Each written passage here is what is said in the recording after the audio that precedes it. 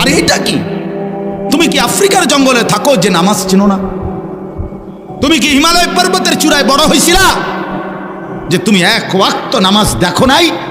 চারিদিকে এত মসজিদ, চারিদিকে এত মাদ্রাসা, চারিদিকে উলামায়ে কেরাম, এরপরও এক ওয়াক্ত নামাজও যারা পড়ো না।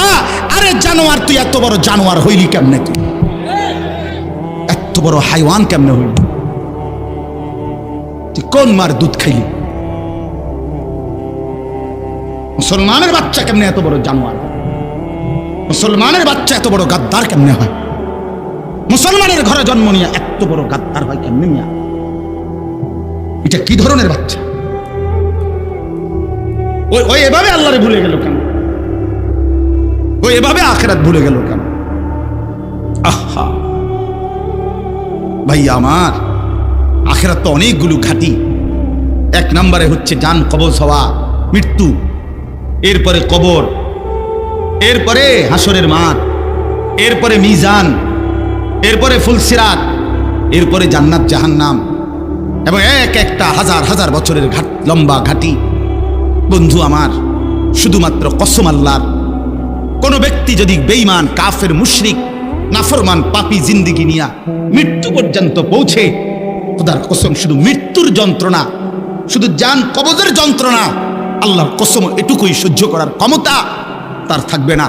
এই জান কবজের যন্ত্রণার সামনে তার 60 বছরের দুনিয়া যা ভোগ করছিল, মজা করছিল, এক সেকেন্ডে ভুলে যাবে।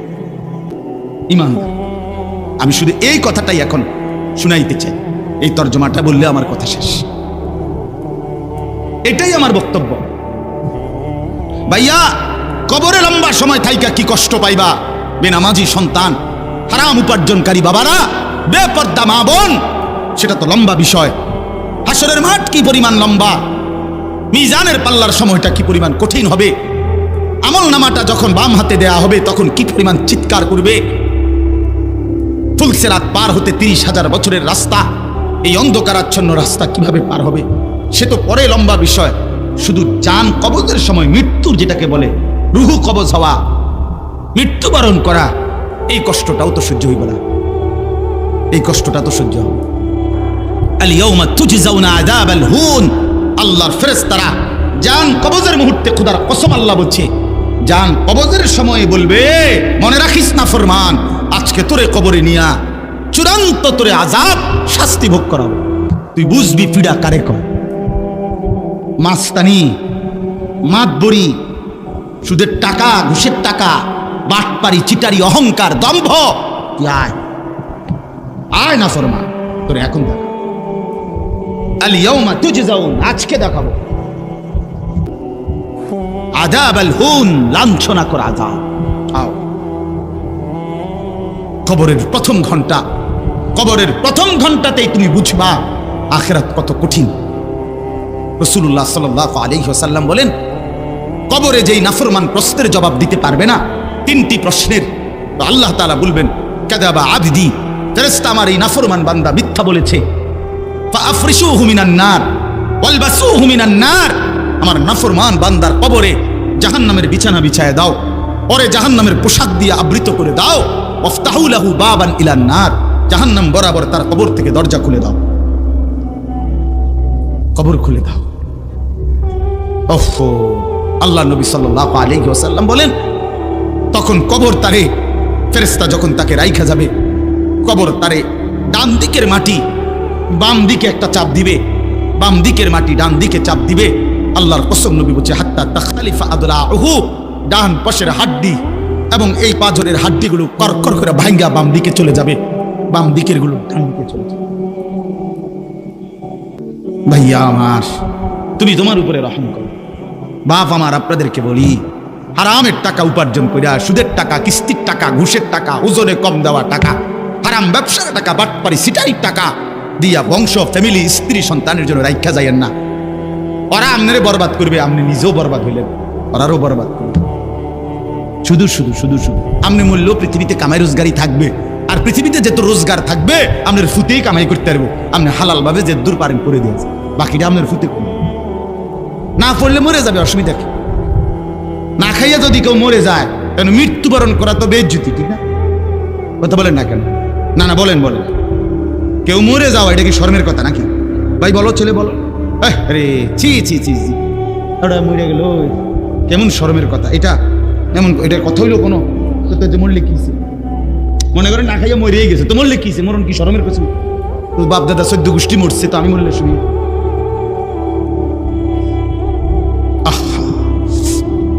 এজন্য বন্ধু আল্লাহ তাআলা বলছেন ওয়ালাউ তারা ইদিয যালিমুন, এই শুনেন বন্ধু, আপনি যদি একটা নজর দেখতেন, আমরা তাফসীরে কিতাবে পড়ছি আত-তাযকিরা, ইমাম কুরতুবী রাহমাতুল্লাহ আলাইহির কিতাব আত-তাযকিরা ফি আহওয়ালিল মাউতা ওয়া উমুরিল আখিরা, অনেক সুন্দর কিতাব, বাংলা অনুবাদ হয়েছে মৃত্যুর ওপারে। ইমাম কুরতুবীর খুব সুন্দর, অনুবাদটাও অসাধারণ। এই বইতে আছে ইব্রাহিম নবী সাল্লাল্লাহু আলাইহি ওয়াসাল্লাম বলেন, নিশ্চয়ই আল্লাহ তাআলা বান্দার তওবা কবুল করেন যতক্ষণ পর্যন্ত না মৃত্যুর গড়গড়া শুরু হয়, ওর আগ পর্যন্ত। ফেরেশতা টান দিলে মৃত্যুর যখন গড়গড়া শুরু হয়, তখন যদি কোনো বান্দা তওবা করে, আল্লাহ তাআলা সেই তওবা কবুল করে না। এবার দম টানে, এবার সোজা হইয়া গেছে। এই সময় হুজুর আনছে 200 টাকা দিয়া, হুজুর আব্বার গুদুর বেহেশত বুঝ করে দেন, তোবা ভরাইয়া দেন, তোবা। এই সারা জিন্দেগির সিটারি বাটফারির তোবাটা এই 200 টাকা দিয়া আব্বারে মিল করে দেন। হ্যাঁ, ফেরেশত বেহেশত দিয়া দিব। বেহেশত হুজুরের আব্বার সম্পত্তি। হ্যাঁ, কথা বলেন না কেন? বেহেশত হুজুরের বাপের সম্পত্তি। এটা তো এটা কি ধরনের তওবা? কিসের তওবা এটা? এই ব্যাটার তো কোনো ইহসাসই নাই। আরে বোঝেন নাই আমার কথা? তার তো কোনো অনুভূতিই নাই, হে তো লড়েও না, বোঝেও না, হে তো জানেই না কিসের করছে, কি করতেছে। আল্লাহ তাআলা বলছে ওয়াল্লাযীনা ইযা ফাআলু ফাহিশাতান আও যালামু আনফুসাহুম যাকারুল্লাহ ফাস্তাগফারু লিযুনুবিহিম। আল্লাহ বলছে আমার বান্দা যত বড় নাফরমানি করুক, করতে করতে যদি বড় থেকে বড় জুলুমও করে, কিন্তু তৎক্ষণাৎ যদি আমি আল্লাহকে স্মরণ করে আর আমার কাছে 2 হাত তুলে মাফ চায়, পিছনের গুনাহ যদি ছেড়ে দেয় আর করবে না যদি ওয়াদা দেয়, খোদার কসম কোরআনে আছে, আল্লাহ বলেন বান্দা আমি পুরাপুরি 100% মাগফিরাত দিয়ে দেব, পুরা মাফ। উলাইকা জাযাউহুম মাগফিরাতুম মির রাব্বিহিম। যখন তোমার বুঝ ছিল তখনই তুমি তওবা করছিলা, ঠিক আছে, কিন্তু যখন মৃত্যুর যন্ত্রণা শুরু হয়ে যায় তখন আর তওবা কবুল হয় না। ওয়ালাইসাতিত তাওবাতু লিল্লাযীনা ইয়ামালুনাস সাইয়্যাত হাত্তা ইযা জাআ আহাদাহুমুল মাউত ক্বালা ইন্নী তুবতুল আন। এই যে কোরআন শরীফের আয়াত, আল্লাহ বলেন ওই ব্যক্তির তওবা তওবা নয়, পুরা জিন্দেগি নাফরমানি করেছিল, অতঃপর যখন মৃত্যুর সময় আসলো, আজরাইল উপস্থিত হলো, এখন বলতেছে আমি আল্লাহ এখন তওবা করলাম। আল্লাহ বলে না বান্দা, এমন তওবা হবে না। তাইলে তওবা করবেন কখন? এখন। কখন বাবা? এখন। এখন আছে, দিমাগ আছে যখন, আকল আছে যখন, বুঝ আছে যখন। আল্লাহ আমাদেরকে বুঝার তৌফিক দান করেন। ওয়ালতাফাতিস সাকু বিসাক, আল্লাহ বলেন নাফরমান তখন ভয়ে আর আতঙ্কে মালাকুল মউত তাকে টেনে বের করছে। আজরাইল এসে সামনে দাঁড়ানোর সাথে সাথে নাফরমান এই পরিমাণ ভয় পেয়ে গেছে। ওয়ালতাফাতিস সাকু বিসাক, 2টা পায়ের গোসা, মানে পায়ের গোসা বোঝেন না, গোড়ালি নিচের অংশ আর কি, জুতা পরি আমরা যেটা, এই গোসা আল্লাহ বলেন এক গোসার সাথে আরেক গোসা, মানে 2 পাও এইভাবে মিল্লা গেছে। এটা যে একটু নড়াবে, একটু একটার উপরে একটা উঠাবে অথবা কদ্দুস সরাবে, ভয়ে আতঙ্কে আল্লাহ বলেন নাফরমান এটাও ভুলে যাও। পাউটা নাড়াবার ক্ষমতাও হবে না। ইলা রাব্বিকা ইয়াউমা ইদিনিল মাসাক, আল্লাহ তাআলা বলেন এই অবস্থাতেই আমি আল্লাহর কাছে ফিরতে হবে, ফিরতে হবে। মৃত্যুর ভীষণ বড় যন্ত্রণা হবে। অর্থাৎ এখানে ফেরেশতা প্রথম তো টান দিবে, ফুলের মতো ছিঁড়া ফেলবে। ফুল যেভাবে গাছ থেকে ছিঁড়ে ফেলে, কলিজা থেকে রুহ তো ছিঁড়ে ফেলবে, কণ্ঠনালীর কাছে আটকায়া যাবে। তখন সে বারবার চেষ্টা করবে নিজের রুহ ফেরত নিতে, কিন্তু ফেরত নিতে পারবে না।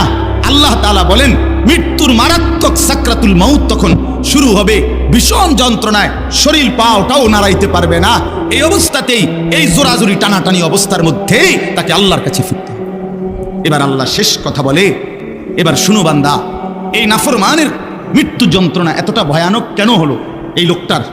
আল্লাহ তাআলা বলেন ফালা, ওই ভাই ছেলেরা শোনো ভাই, আবার শোনো, যাই ধমকাইছি খোদার কসম দুশ্মনী নিয়ে ধমকাই নাই, তোমার সাথে কোনো বিদ্বেষ নিয়ে ধমকাই নাই, কলিজা বলা এটুকু ফিকির নিয়েই বলি যে এক ছেলে বদলে যাক, একটা নওজোয়ান বদলে যাক, সারা দিনের চিৎকার চেঁচামেচির দ্বারা, এই দিবানিশির এই বলার দ্বারা যদি একটি বাচ্চাও, একটা ছেলেও, একটা কিশোর, একটা যুবক, একটা তরুণ, একটি মুসলমানের মা মেয়ে যদি বদলায়, হতে পারে ওই একজনের উসিলা আল্লাহ আমাদেরকে মাফ করে দিবে। এই আশায় ভাইয়া, এই আশায় যুবক ভাইয়া, তোমরা ইসলামের দিকে ফেরা দরকার, তোমরা আল্লাহর দিকে ফেরা দরকার। চারিদিকে সারা পৃথিবী জুড়ে সমস্ত ষড়যন্ত্র ইসলামের বিরুদ্ধে, মুসলমানের বিরুদ্ধে। তোমরা দেখছো ভাইয়া, গাজার মধ্যে মুসলমানের রক্তে ভাসতেছে, ফিলিস্তিনে মুসলমানের রক্তে ভাসছে, আজ আবার লেবাননে মুসলমানের রক্তে জমিন ভেসে গেছে। এত রক্ত প্রতিদিন মুসলমানের ঝরছে, এরপরও কেমনে নামাজ না পড়া থাকো, এরপরও কেমনে দুশ্মনের মতো চলাফেরা করো, কার মতো চুল সাজাইলা, কার মতো জামা পড়লা, কার মতো নিজেকে পরিচয় দিলা, যেই বেঈমানদের সাথে তোমার চুল, জামা, শরীর, প্যান্ট, কথাবার্তা মিলাইছো, খোদার কসম ওরা তো প্রতিদিন মুসলমানের রক্তে জমিন ভাসায় দিচ্ছে, প্রতিদিন ভাসায় দিচ্ছে। এটা তো ভাবা উচিত, ভাবা উচিত। সারা দেশে, আমার এই ছোট্ট বাংলাদেশেও কি পরিমাণ ইসলাম এবং মুসলমানদের বিরুদ্ধে ষড়যন্ত্র। আমি গত আগস্ট মাসে উত্তরবঙ্গ ছিলাম, 40 দিন দাওয়াত তাবলীগের সফরে, আল্লাহর রাস্তায় মেহনতে 40 দিন এক চিল্লা সফরে ছিলাম। জুলাই মাসের 31 তারিখ থেকে সেপ্টেম্বরের 9 তারিখ পর্যন্ত। তো ওইখানে দেখছি আমি 10টা উপজেলায় অসংখ্য খ্রিস্টানদের গির্জা, যেখানে প্রতিদিন, কসম আল্লাহর, প্রতিদিন খ্রিস্টানরা, এই ইউরোপ থেকে আসা খ্রিস্ট ধর্মের অনুসারীরা, তারা আমাদের এই বাংলাদেশে, উত্তরবঙ্গে প্রতিদিন আমাদের সমাজে, মুসলমানের সমাজে খ্রিস্ট ধর্ম প্রচার করে 1জন 2জন করে মুসলমানকে খ্রিস্টান বানাচ্ছে। আমি নিজ চোখে দেখছি, আমাকে 50টা গির্জা দেখছি একটি জেলার মধ্যে। 40 দিন 26 জন সাথী দাওয়াত তাবলীগের নিসবতে রাত দিন আলহামদুলিল্লাহ আল্লাহ করাইছে, মেহনত করছে। 16 জন আলেম ছিল আমাদের জামাতে। 40 দিন পরে আলহামদুলিল্লাহ কাকরাইলে যখন আমরা, এই দিনাজপুর এক জেলা থেকে জামাত বের হইছে, আল্লাহই করাইছেন আল্লাহর দয়ায়। পরবর্তীতে আমাদের এই জামাত আমরা নিয়ে আসছি, 40 দিনের জন্য আবার বের হইছে। শুধু দিনাজপুরের আমরা যেটুকু অঞ্চলে মেহনত করছি ওই থেকে 950 মানুষ, 63টা জামাত, আলহামদুলিল্লাহ আল্লাহ করাইছে। তো চট্টগ্রামের হালাত খবর নেন কি হচ্ছে। একদিন ঘুম থেকে শুনবেন উঠে, পার্বত্য চট্টগ্রাম আর আমাদের কাছে নাই। গোটা বাংলাদেশে, পুরা বাংলাদেশ যত বর্গ মাইল, এর 3 ভাগের 1 ভাগ হলো পার্বত্য চট্টগ্রামের 3টা জেলা। বুঝেন নাই কথাটা আমার? সারা বাংলাদেশের আয়তন যে দূর, এটা যদি 3 ভাগ করে, শুধু 3 জেলা, রাঙ্গামাটি, খাগড়াছড়ি, বান্দরবন, পার্বত্য চট্টগ্রামের এই 3 জেলাই 1/3 বাংলাদেশ। বুঝেন হিসাব? হ্যাঁ, পুরা উত্তরবঙ্গ প্রতিদিন কাফের কাদিয়ানি, প্রত্যেক দিন তারা মুসলমানদেরকে কাদিয়ানিতে বানানোর জন্য তাদের কার্যক্রম করছে, অসংখ্য মানুষ। অথচ সারা পৃথিবীর মুসলমানের কাছে, ওলামায়ে কেরামের কাছে, সারা পৃথিবীর মুসলমানের কাছে একথা স্পষ্ট, অকাট্য যে কাদিয়ানিরা 100 কাফের, 100 কাফের, 100 কাফের, 100% কাফের। কাদিয়ানি একটি ভিন্ন ধর্ম, ইসলাম একটি ভিন্ন ধর্ম। ইসলাম এবং কাদিয়ানিয়াত এক ধর্ম হইতে পারে না, এক ধর্ম হইতে পারে। প্রকাশ্য কাফের, প্রকাশ্য কাফের। জানো না মিয়া, এই বেঈমানরা নিজেদেরকে আহমদিয়া মুসলিম বলে। কিসের আহমদিয়া মুসলিম তুই বেটা? মুসলমান তো মুসলমান। কোরআনে আল্লাহ বলছেন হুয়া সাম্মাকুমুল মুসলিমিন, আল্লাহ তাআলা বলছে তোমাদের নাম তোমাদের পিতা ইব্রাহিম রেখেছেন মুসলমান। আবার আহমদিয়া মুসলমান কিতা? আলগা শব্দ লাগালা কেন? মুসলমান তো মুসলমানই, এটার লগে আবার আলগা টাইটেল লাগানোর কি দরকার আছে? সাদা মুসলমান, কালা মুসলমান, হ্যাঁ, সিটেঙ্গা মুসলমান, দেখিতা এটা কোনো দরকার আছে না? আপনি বলেন না। মুসলমান তো মুসলমান। ওয়ামান আহসানু কাওলাম মিম্মান দাআ ইলাল্লাহ ওয়া আমিলা সালিহান ওয়া ক্বালা ইন্নানি মিনাল মুসলিমিন। এই যে আল্লাহ বলছে সর্বোত্তম মানুষ, সর্বশ্রেষ্ঠ মানুষ হলো তিন ব্যক্তি। এক নম্বরে যে মানুষকে আল্লাহর দিকে ডাকে, দুই নম্বরে যে যাবতীয় নেক আমল করে, তিন নম্বরে সর্বদাই যে নিজেকে মুসলমান পরিচয় দেয়। কি পরিচয় দেয়? আমি মুসলমান, নাকি আমি ঢাকাইয়া মুসলমান, আমি মুসলমান, খাস খালাস। আল্লাহ আমাদেরকে মাফ করে দেন। আমার ভাই, আমার ছেলেরা, আমার নওজওয়ানরা, ফেরা দরকার। ইসলামের জন্য জান বাজি না রাখলে, আল্লাহর দ্বীনের জন্য আমরা ফিকির না করলে, নিজের ঈমান, নিজের ইসলাম, নিজের আমল, নিজের আখলাক সুন্দর না করলে ভাইয়া পারতা না। স্লোগান দেওয়া আর জীবন দেওয়া এক কথা না। স্লোগান দেওয়া সহজ ভাইয়া, তো দুশ্মনের মোকাবেলায় দাঁড়ানো কঠিন। এই জন্য ভাই, নিজের কলিজার ভিতরে যদি ঈমান না থাকে, আখিরাতের ফিকির না থাকে, কপালে যদি সেজদা না থাকে, তুমি কাফেরের মোকাবেলায় দাঁড়াইতে পারত না, মাহাদির পক্ষে থাকতে পারত না, দাজ্জালের বিরুদ্ধে লড়তে পারত না। আল্লাহ আমাদের প্রত্যেকটা যুবককে মাহাদির সৈনিক বানিয়ে দেন। শেষ কথা হলো এটাই বলতেছিলাম, কেন মৃত্যু যন্ত্রণা হবে, জান কবজের কষ্ট হবে কার? আল্লাহ বলেন কেন? এই ফালা সাদ্দাকা ওয়ালা সাল্লা। আল্লাহ বলেন কারণ হলো সে আমি আল্লাহর কথায় বিশ্বাস করে নাই, আমি আল্লাহর উপরে বিশ্বাস করে নাই, এবং ওয়ালা সাল্লা, 5 ওয়াক্ত নামাজ আদায় করে নাই। এজন্য ভাইয়া, যার ঈমান নাই তার মৃত্যু যন্ত্রণা হবে, যার নামাজ নাই আল্লাহ বলছে সে ভীষণ কষ্ট পাবে মৃত্যুর সময়। আর বাকিটা তো আছে, ওয়ালাকিন কাযযাবা ওয়া তাওয়াল্লা, বরং সে আমি আল্লাহর উপরে মিথ্যা আরোপ করেছে, ঈমান আনে নাই। ওয়া তাওয়াল্লা, আমার প্রতিটা হুকুম থেকে মুখ ফিরাইয়া নিছে।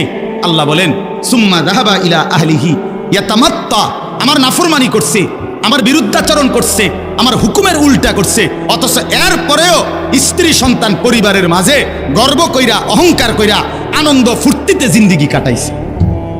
চিটারি, বাটপারি, অন্যায়, দুর্নীতি, অনিয়ম, নামাজ নাই, বন্দিগি নাই, হালাল হারামের পার্থক্য নাই, এরপরেও ঘর সংসার বউ বাচ্চার মধ্যে এভাবে চলছে, মনে হয় যেন কোনো টেনশনই নাই। আল্লাহ বলেন এই অহংকারী, এই গাদ্দারির কারণে মালাকুল মউত আজরাইল যখন রুহু কবজ করবে, তখন কলিজার থেকে রুহুটা ছিঁড়া ভিড়া এরপরে কবজ করবে। আল্লাহ আমাদেরকে মাফ করে দেন। আল্লাহ তাআলা শেষ বলেন, আমি যেটুকু পড়ছি, আউলা লাকা ফাউলা সুম্মা আউলা লাকা ফাউলা। আল্লাহ বলেন বান্দা, এই বান্দা, আমি 4 বার বলছি বান্দা, 4 বার, তোমার জন্য দুর্ভোগ, তোমার জন্য দুর্ভোগ, তোমার জন্য দুর্ভোগ, তোমার জন্য দুর্ভোগ। 4 বার আউলা লাকা ফাউলা সুম্মা আউলা লাকা ফাউলা। কয়টা হলো? 4টা। কেন 4টা কেন? 1, তোমার জান কবজের সময় তোমার দুর্ভোগ, 2, তোমার কবরে দুর্ভোগ, 3, হাসরের মাঠে দুর্ভোগ, 4, জাহান্নামে দুর্ভোগ। তুমি জান কবজের সময়ও কষ্ট পাইবা, তুমি কবরেও কষ্ট পাইবা, তুমি হাসরেও কষ্ট পাইবা, তুমি জাহান্নামেও কষ্ট পাইবা। আউলা লাকা ফাউলা সুম্মা আউলা লাকা ফাউলা। আয়াহসাবুল ইনসানু আন ইউতরাকা সুদান। আল্লাহ তাআলা বলছে, মানুষ তুমি কি ভেবেছো আমি তোমাকে এমনি এমনি ছেড়ে দেব না? কি ভাবছো? এমনি এমনি অনর্থ, কোন উদ্দেশ্য ছাড়াই আমি তোমার এমনি বানাইছি না? ফাহাসিবতুম আন্নামা খালাকনাকুম আবাসান। আল্লাহ তাআলা বললেন, বান্দা তুমি কি এই ভেবেছো আমি তোমাকে বেহুদা বানাইছি, এ খাইবার ফুর্তি করবা, নাচবা গাইবা? না ভাইয়া, আল্লাহ তাআলা আমাদের প্রত্যেককে ঈমান দান করেন, তাকওয়া দান করেন, গুনাহ থেকে বাঁচবার মতো হিম্মত দান করেন। আল্লাহ তাআলা আমাদের প্রত্যেককে 5 ওয়াক্ত নামাজ জিন্দেগি সুন্দর করার তৌফিক দান করেন। আল্লাহ তাআলা আমাদেরকে আজ 13 অক্টোবর 2024 রোজ রবিবার বিবাড়িয়া জেলা আখাউড়া উপজেলাধীন সদর উপজেলাধীন বাসুদেব দক্ষিণপাড়া যুবকবৃন্দের উদ্যোগে কবরবাসীদের মাগফিরাত কামনায় আজকের এই 2য় বার্ষিক ওয়াজ ও দোয়ার মাহফিলে আল্লাহ তাআলাই আমাদেরকে আসবার বসবার আল্লাহর জন্যই জমা হওয়ার তৌফিক দান করেছেন। এই জন্য সকলেই বলি আলহামদুলিল্লাহ। ওই ভাই মোবাইলের এই লাইটটা যে জ্বালাইছে এটা বন্ধ করেন। এই লাইটটা নামান।